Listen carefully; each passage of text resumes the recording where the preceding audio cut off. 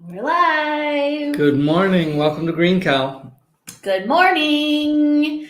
Hello, everybody. It is a Wednesday. It is Business Chat Wednesday. And if you were watching or if you saw the GIF I shared this morning, it's also Weird Wednesday, which fits just really perfectly with me. So today is your excuse to be weird. As well as to join us on our Business Chat Wednesday. As always, we would love for you to say hi. Let us know what you're doing. Let us know some good news that you've got going on today. But anything fun or interesting or exciting that you have planned, you can go ahead and leave that stuff in the comments. If you're watching on the replay, give us a hashtag replay. Let us know that you are here.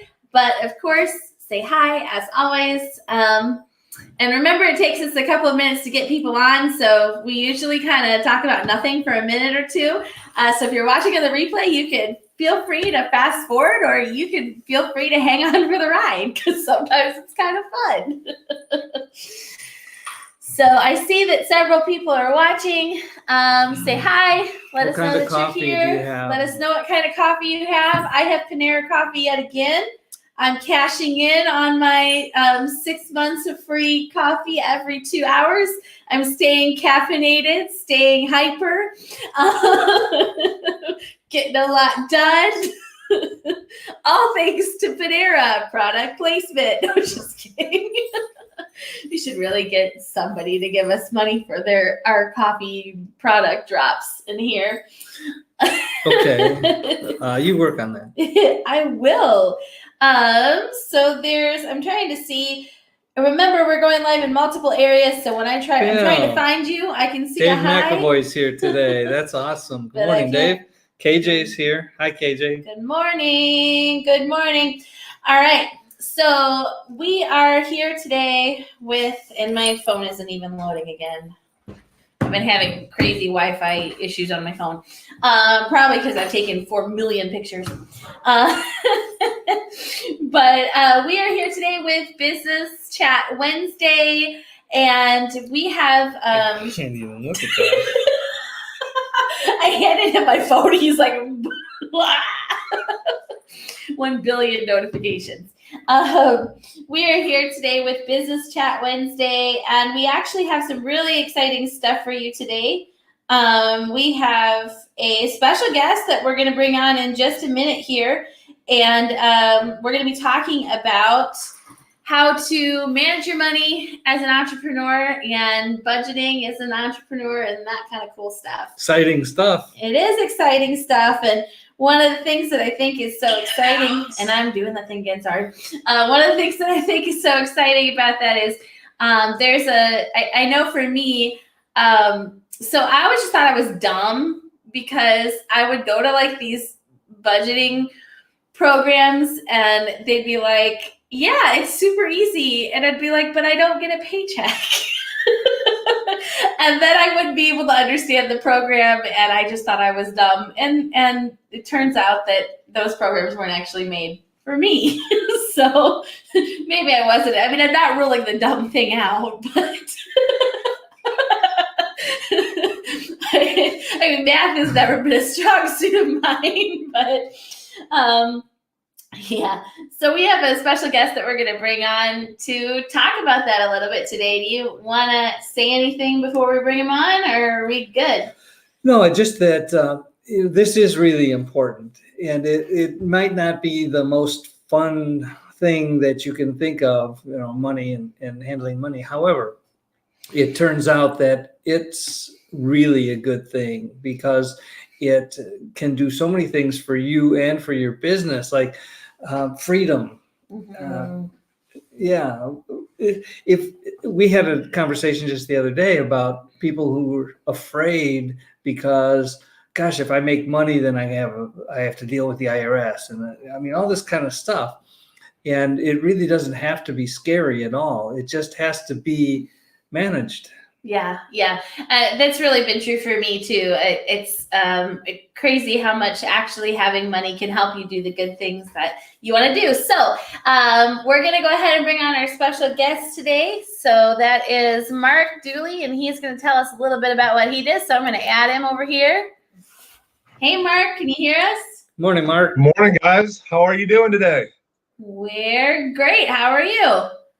Oh, man, I had a wonderful bowl of cereal this morning, of some Cheerios with some red berries in there, and my heart feels so healthy now, and I'm just ready to rock and roll. There's another product placement. You're definitely not getting money from Cheerios right now. I just want to say. From what I heard, nobody can say no to them both. So. Yeah, that's. I don't know. Breakfast of champions, right? So I all I had for breakfast this morning was the coffee, because last night I went to some crazy Mexican place, and don't think I'm gonna be hungry till next Tuesday. But my son this morning, he wakes up and he was like half asleep, and he asked me if he could have an apple. And I said, sure, you can have an apple, go get one. And he brings over this bag of potatoes. And he's like, are these apples? Yes, they are. Enjoy. There's only one way to find out, buddy. There's only one way to find out. You two are horrible. No, so I told him to go get the apples, and told him, like, no, those are potatoes. Go find the apples. So he found the apples, ate his apple, but left the bag of potatoes on the floor. And I said, William, if you don't put that bag of potatoes away, I am going to make you eat the potatoes. Either put them away or have them for breakfast. Those are your choices. I think they're pretty much legitimate there. All right, so this is not the topic. That's not what I was going to say, but yes, that's true too. Okay, well, let's get into this because we are limited on time today. Yes, we are. So, Mark, tell us a little bit about what it is that you do, and you kind of heard my description a little bit about how I think people who are entrepreneurs, small business owners, sometimes we take these programs that say, okay, like help to improve your budget and all that. It's easy. And we feel a little dumb because we don't have things to plug into the numbers. And you kind of identified that as a problem, and you do something about it. So tell us a little bit about that. And so when I go through and work with clients, I don't use the traditional sense of budgeting. Many people use that word, and it's like a no-no word, because either you're going to tell me that I can't spend money, or you're going to tell me that I have to make this much money in order to be successful. And now I'm always chasing this number of what I'm trying to go through. I was actually working with somebody very recently, earlier this week, and talking about some of the beliefs that about money that he had. And I said, a really good budget lets you be able to have peace of mind and financial freedom no matter how much money you make. Whether it's a month you bring in $2,000 or it's a month you bring in $20,000, because you're budgeting, you know exactly where you're at, where you're going, and you don't have to worry about the stress of everyday life and impeding on yourself. And one of the biggest things that happen as you go through this is separating business owner you from employee you, and separating out the money I make as an entrepreneur or as a business owner from the money that I make as like in my own personal household. And I say there's a thin blue line between those. Whatever crosses that thin blue line, that's what you live on. And you need to make that as fixed as possible, so that way your personal house can have some semblance of normal. So if that means that you have a $20,000 month up here, but you're only paying yourself $4,000 a month, you have to be able to have the discipline to leave the $16,000 up there, because things are going to be coming for your business. There is taxes. There is expenses that come out. There are other things that will happen that need to occur up here, and separating that from down below. And I'm just going to start with something very practical. If you don't have a business account that's separate from your personal checking account, and you don't treat those as two separate things, I get asked this all the time. They go, Mark, when is it time to start an LLC, or should I consider an S corp, or what should I look at? Before you go down any of those paths, if you're not going to treat them as two separate things, it doesn't matter. Like I have a sole proprietorship because on top of being a money coach, I'm also an investment advisor. So I handle people's retirement accounts. That is set up as a sole proprietorship. I can't have an LLC in that because of regulations, and there's a lot that go on that. But because I run my sole proprietorship as a separate entity, like when I swipe my business debit card, it's for business expenses only. If I'm going out and talking to somebody and doing something, you know, the kids' daycare never comes from the business account. And likewise, if I go to Staples and pick up business cards, it never comes from my personal account. But it's called commingling. When you merge the two together, if you can keep them separate, that's the first step as an entrepreneur to being really able to get back in control of your money and treating yourself like that. You know, in the entrepreneurial space, we have a lot of like feeling about being an employee. Like, I don't want to be an employee. That's what, you know, that's not good for me. I want the freedom. I want the flexibility. But the stability, the consistency of having a paycheck is something that all the best business owners do. They pay themselves. They know how to pay themselves and send money across that thin blue line. Mm-hmm.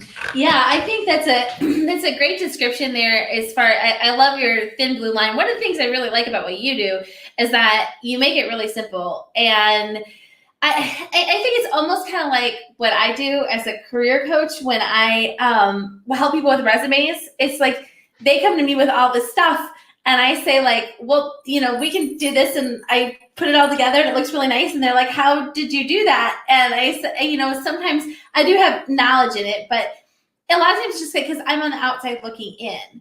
It's like, you know, when you try to do a lot of this stuff yourself, I feel like you just have so much going on, right? I mean, I know that's for me is, you know, I'm thinking about the personal things, and I'm thinking about the business things, and I also don't have a great system, and, you know, it just is a blob. But sometimes when somebody comes in from the outside, and I remember you doing that with me, that was so helpful when you were just like, just list these things. And my ADHD brain would go, yeah, I do this, but I don't want to do it anymore. And I don't like it. And I like blue. And also, can I please have a muffin?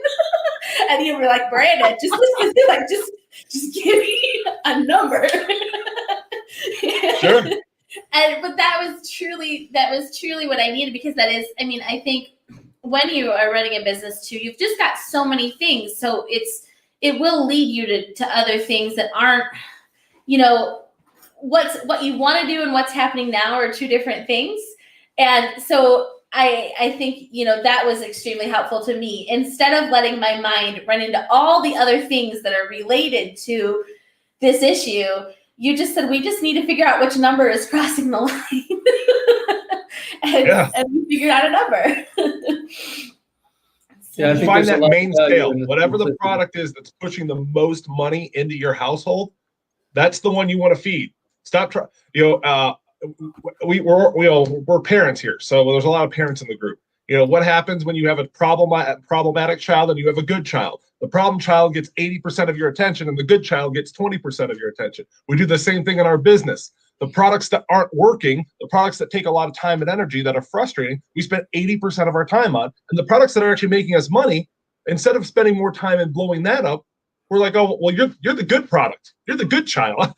You're the one always getting A's. And as parents, we want to be the 50-50, or, you know, we want to be as close as possible. You know, as business owners, we want to spend 80% on the one that's making money for us instead of all the other opportunities. You know, as an entrepreneur, we need to be able to separate today money from tomorrow money, and tomorrow money from potential money. Because as an entrepreneur, I have plenty of opportunity in front of me to go find ways to go make money. And it's my ability to say no to all the other items, all this potential money. Because you notice, you know, when you have a business, everybody has an idea about how you can make more money with your business. Miranda, you and I, Lee, you and I, we've talked about this. Like, hey, well, what if we did this? And what if we did this? And it's the ability to say no, or it's the ability to say not yet, and put it off to the side until you get your main sales up and running. Yeah, if it's I had that experience like this week where I had to say no to something. But yeah, we get that question actually a lot. I think from a lot of our viewers and a lot of people in different programs we run will say, "How do I like the shiny object syndrome?" Right? And Lee said something a minute ago about value and simplicity. I think that's important too. It just we have so much going on. Yeah.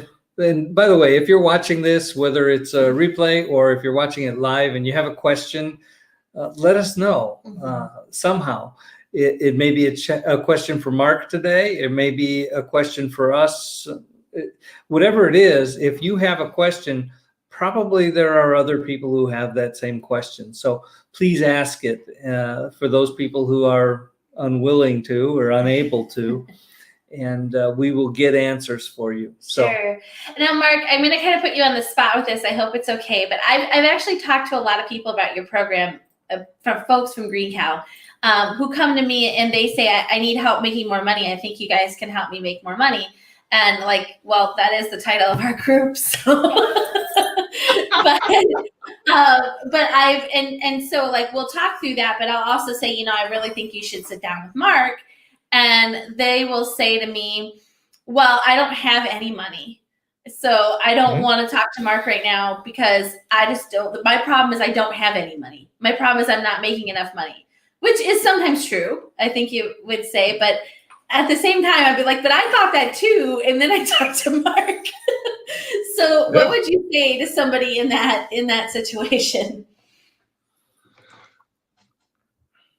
I come across this a lot. It's kind of fun. It's actually why my program is priced the way it is, because so many people don't think they have money. And that and I've had many people, other investors, other people come to me and talking about raising my prices and do things with it, making it, a 4-figure program, a 5-figure program. And I keep saying, no, it needs to stay low because it's actually helping people. It's like, it's part of my mission, my call. It's my do good with money. It's you want to do good. I believe everybody wants to do good with their money. They just haven't been taught the process and the plan and how to do it. If they had the playbook, then they'd go out and win the Super Bowl. But they don't have the playbook yet. So that's all they need and helping them do that. When we start walking through this and start saying, okay, I need help. I don't have any money. I just need to get up and running. I find more than anything else, people get caught in this thing called the make spend cycle, where everything they make goes out. Everything goes in, comes out. And what happens is they keep thinking, I just need to make more money. I just need to make more money. If I was making more money, I'd be fine. What's actually happening is that they're not keeping enough money, or for many people, keeping any money. And when you're not keeping any money, you can't solve that keep more problem with a make more strategy. It's literally impossible. If I'm making 50 grand a year and I'm spending 50 grand a year, when I get my income up to 100 grand a year, guess what I'm going to be spending? Yeah. 100 grand. My behaviors haven't changed. 102. I've spent 102,000. Because you got to spend money to make money, right? No, and it was great. Great example of this is I was talking to a client, and they have a program that they just went through, and they sold $15,000 in a weekend. $15,000 they made in one weekend from selling their program. And I said, great. How much did you make off of it? I was like, no, we made 15,000. And there was a couple partners involved in the company. And I said, well, how much did you make? Mark, you're not getting it. I thought you were a money guy. I thought you understood this stuff. Mark, we made $15,000. I said, no. Above the blue line, you guys made $15,000. How much is going to cross the blue line and come down into your pocket? And they go, wait a second, what do you mean? I said, no, we just separate this. You're thinking about this. I said, take that 15,000, hold 25% back for operating expenses for your future endeavors, and then take the rest and distribute it among the owners. That puts somewhere between $2,000 and $3,000 back in your pocket. But what do we do as employees or as entrepreneurs? We say, okay, I made $15,000. Now I need to take my $15,000. I need to reinvest as much as I can into the business. Your business is like Frankenstein's monster a lot of times. The more that you make, the more it's going to take. And it's learning how to have discipline, how to have wisdom, how to be able to walk through this. And these are not things that we were taught. There is no school out there that teaches you discipline. There is maybe the U.S. military. I don't know. There's not a lot of things out there that teach these things. And because of that, what the programs that are out there right now just are designed to make you feel inadequate, to make you feel so stupid that you need their program in order to get to the results that you want. And I just said, you know what? There's enough of that out there. I actually just made a post. I am a Ramsey Master Financial Coach. I've gone through their program. I've done the Dave Ramsey model of coaching. I lead Financial Peace Universities. I just made a post the other day about him calling out somebody for being stupid. And to be clear, he was calling the behavior stupid to have a $500 car payment. And that lack of hope, that lack of empathy, that lack of understanding where somebody's at, because everybody has a unique financial fingerprint. Being able to come in and work with somebody exactly where they're at, it takes understanding. It takes money is such an emotional subject. 1 out of 3 people right now in America are losing sleep because of their current state of their finances. 65% don't know if they're going to be able to retire by 65. Well, I mean, we have a serious problem with money in our country. And what's the solution? I'm going to make you feel so bad, make you feel so terrible that you have to come to me and I'm going to be the hero that saves your money. That's bull. You got a censor? You got a censor? Beep. I need your light. I am the censor. It really is, because what happens? Basically what I'm saying is you suck so much that you need me to come help you. And that's not the way it's designed to be. It's designed to be, you are awesome. You are awesome with money. You're good at making money. You're good at keeping money. You're good at helping others, and you're good at budgeting. These are the things that you're good at. Nobody's helped you unlock it. Nobody's helped you give you that process, that system to be able to get there, outside of giving you an Excel spreadsheet that's 500 lines long and you got to fill out every single item on there. That's not normal. We can't do that in today's world, in today's society. Or some software that you get on your phone that imports all your data, and then you have to organize. And it's like you're playing the 3-card Monte with your transactions. I went to the grocery store and I spent $400, but $50 came from toiletries, $20 came from clothing, $100 came from health and beauty, $200. You're like, wait, now I've got to take this one transaction I did and I got to split it between 8 different categories, or I have to have 10 envelopes with cash in them that I'm pulling cash out of all these different envelopes. Like, can you see why in today's world people don't like to talk about money? Yeah, I don't think that would ever work for me. I get so caught up in the categories, and then what category to the 15 lottery tickets I bought out the door. Yep. So if you're listening to this and you just heard all of that about all the categories and all of that, and you think that's what you're supposed to do, there might be another way. Mm-hmm. Talk to Mark. Yeah, and we'd also like to know, if you're watching too, if you have something that hasn't worked for you or that has worked for you, or a way that you've thought about this differently. If this is resonating with you in any way, leave us a comment. If you're watching on the replay, leave us a comment then as well. One of the things that I thought of, Mark, when you started talking was when you were saying, if somebody starts making $100,000 a year, then they're spending $100,000 or 102. All of those surveys where they ask people, like, how much more money would you need to be happier? And people are like, well, like an extra $1,000 a month or an extra $500 a week or whatever it is. And so they actually give those people that money and they end up not being any happier. So at the end of the survey, they're like, all right, how much more do you? They're like, just another 1,000 and then I'll be good. But I think that's kind of like around the same mindset there. And that's really what it is it's a mindset thing and it's a management thing. And we did have a conversation yesterday about people who were really fearful of making money. I think that's part of it too, is people have a fear of managing it. That's part of it. I think for me, it was more of a fear of, and there was a fear of, not for me, but I heard somebody else saying the fear of, what do I do with it if I have it? And I think for me, it was just more of a fear of like, do I actually deserve it? Like that was more kind of my fear. But I think there's a lot of money mindset challenges that people have. So if this is something too that resonates with you, I'd love to hear what challenges you've had or have overcome with regard to that as well. Because I think, there are some, I told you that I felt dumb doing the program. Maybe what you're saying is I was supposed to. How they're designed, Miranda, those other programs out there, they're designed to make you feel $100 or whatever. But also, I think sometimes there is a concern about Excel spreadsheets and apps and all of that stuff that it's frustrating and not very fun. But sometimes we don't, when doing something that's going to be good for us is hard work. Sometimes we don't jump on the ship, not because of the hard work, but because of that fear. And so we don't, it's like procrastinating. I've read studies that show that procrastinating isn't really about being lazy. It's about being fearful. So I think, that's true too, is that sometimes it's easier to complain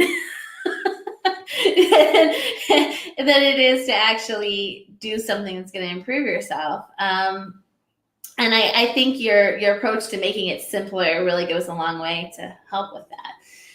Okay, so if you're watching this and any of this has stirred some emotions inside of you about, I need this, but just know that a number of Green Cow members have worked with Mark successfully, and it's actually very affordable, and it's worth taking that leap just to understand better how your financial life works. Yeah.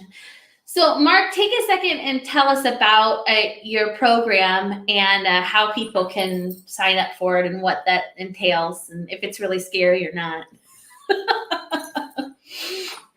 Yeah, we make it super simple. We make it super easy, and it's a 5-day program. It's live every day, but the recordings are available there. And the next one's coming up here in the middle of April. Most people don't believe me when I tell them how much it is and where we're at and what they get for it. There's this too good to be true mentality, and I'll leave it really simply with this. It's my mission. It's what I'm on. It's what I'm going after. It's 5 days, and it's not you learn how to get a budget in 5 days. You actually get a budget by the 5th day. And so you can get on track and stay on track with your money. It's $49. $49 gets you 5 days with me. And my hourly rate for coaching, when I do financial coaching, is $250 an hour. So you're getting 5 days with me in a group format where I'm going through and helping. You don't have to disclose anything. Miranda, you've been through it. You didn't have to put your personal information. Nobody's knowing what's going on with your situation. But of course I did, because I'm a blabbermouth. Yeah. But that's the thing. If people wanted it, some people want me to hop on live and do their budget with them. And hey, let's do it. Let's walk through it. And that's people get to control how much they share. But yeah, it's designed to help you get there. 5 days, really simple, really easy, $49. And I know you guys mentioned this. I know we're almost out of time here, but I just want to say this real quick to you. I have a sign off that I do every single time because I believe the mission that I'm called to, the things that I'm doing. Do you guys mind if I do that real quick? Well, before we do that, though, I have one more thing that I'd like to talk to you about real quick. Do you mind? Before you I've got time. I want to make sure I'm one of those people that has the person in the back of the room holding up the red card and the yellow card to make sure I don't go over. Right. So we're almost out of time, but really quickly, I did want to say, we have mentioned that we've had several Green Cow members that have taken your program. I know that you're a Green Cow sponsor, and that's something that has helped you to get this program going. Can you talk to us just a little bit about the value you've received as a Green Cow sponsor? Yeah, I think we started working together. We initially met about 3 years ago, but when Green Cow was up in Hammond. But it's only been the last year we really started working more and more together, started having more conversations and do stuff. You guys introduced me to StreamYard, taught me some things on there. And then, we had the weekly meetings and things like that where we go through, where we're talking about how to fix your LinkedIn profile, how to work through Facebook and do things. More than the education, because the education's been good. I'm not knocking that, but the connections that are being made. the group's called Serving and Succeeding for a reason. You have to believe in serving and succeed. You have to be a purpose-based entrepreneur in order to be here. And so when you connect with somebody in the group, it's easy at that point because you're like, oh wait, you believe in helping people? I believe in helping people. Let's go help people together. Instead of being like, wait, are you going to screw me over? Am I going to screw you over? What's going to happen? Like, I think we've all been to those networking events where it's all like, hey, here's who I am, but my guard's up, my shield's up. It was very easy for me to be able to come in and just not have the shields up in the Green Cow format. Very cool. Well, awesome. So if you guys are interested in becoming a Greenhouse sponsor, like Mark, getting your name on the screen behind us and getting the advantages of that networking, go ahead and give us a hashtag sponsor or send us a message. And of course, if you've got questions about career or starting a business, send us a message as well. Yep. And then I'm going to go ahead and let Mark do his sign off. So sign us off, Mark. Awesome, guys. Thank you so much. And thank you, Lee and Miranda. You guys are amazing. What you guys are building here. I'm going to speak on behalf of the members and the sponsors and just say, thank you for what you're doing. You're continuing to make it more and more awesome every step of the way. Thank you for that. But for everybody out there that's watching this video right now, I have a declaration that I make over every single time I speak because I believe it is impossible for a person to speak words and have it not come back to somebody out there. So for you today, I want to see jobs and better jobs, raises and bonuses, positions and promotions, provisions and resources, checks in the mail, debts paid off, finding money so that you have more than enough to dent the universe in the way that you were called. Thank you so much for having me on here, guys. All right. Thank you Thank so you, much, Mark. Mark. Great thoughts and wisdom. We really appreciate you. You're doing a great job, and we really thank you. So this was awesome. Yeah, this was a great talk, and I want to say thank you to everybody who's watching or watching the replay, and go out and make this a great day. Do something really nice for somebody else or a whole bunch of people if you have the resources. And we will talk to you soon. Bye. Bye.